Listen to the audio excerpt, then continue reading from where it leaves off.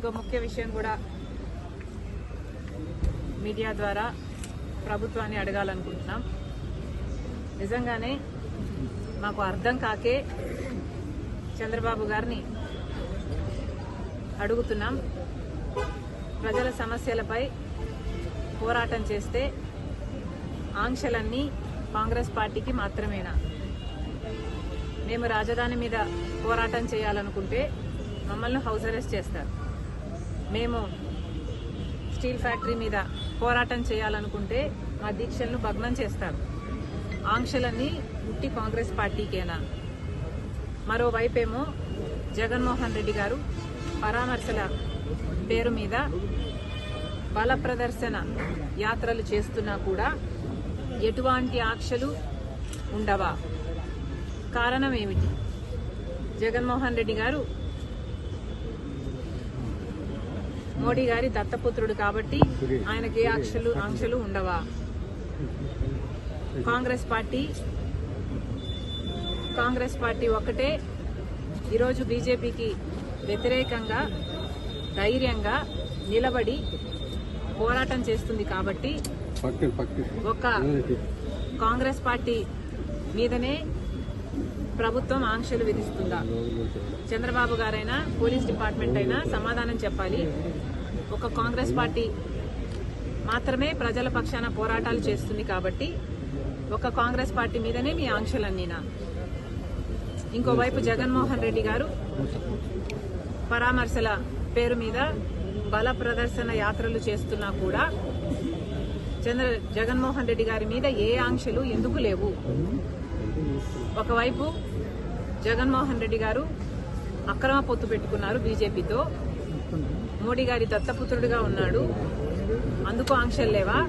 లేకపోతే జగన్మోహన్ రెడ్డి గారి దగ్గర డబ్బులున్నాయి కాబట్టి బల ప్రదర్శన చేయడానికి జనాన్ని పోగు చేయగలడు కాబట్టి, లేదా పోలీసులను కొనుక్కోగలడు కాబట్టి జగన్మోహన్ రెడ్డి గారి మీద ఏ ఆంక్షలు లేవా?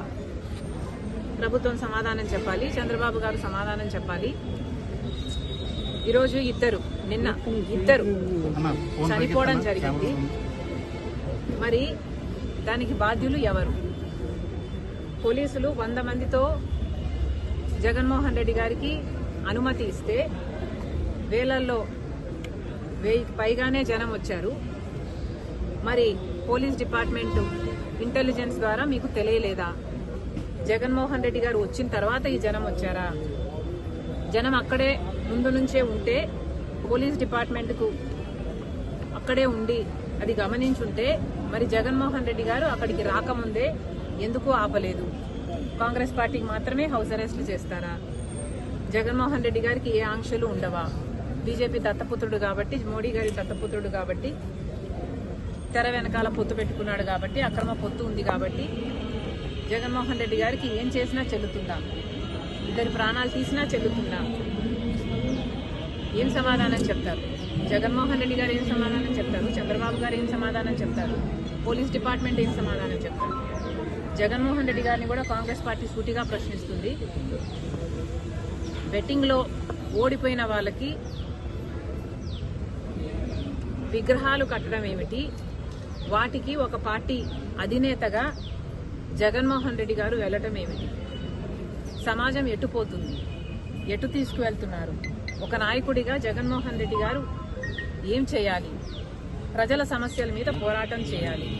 చంద్రబాబు గారిని నిలదీయాలి. సూపర్ 6 ఏమైంది అని అడగాలి. రాజధాని విషయంలోనైనా, వైజాగ్ స్టీల్ విషయంలోనైనా, పోలవరం విషయంలోనైనా, స్పెషల్ స్టేటస్ విషయంలోనైనా చంద్రబాబు గారు ఇంత అన్యాయం చేస్తున్నారు. మరి ఏమైంది అని ఒక్కసారైనా అసెంబ్లీకి వెళ్లి నిలదీసే దమ్ము జగన్మోహన్ రెడ్డి గారికి లేదు. కానీ ఇలా బల ప్రదర్శనలు చేసి ప్రాణాలు తీసే హక్కు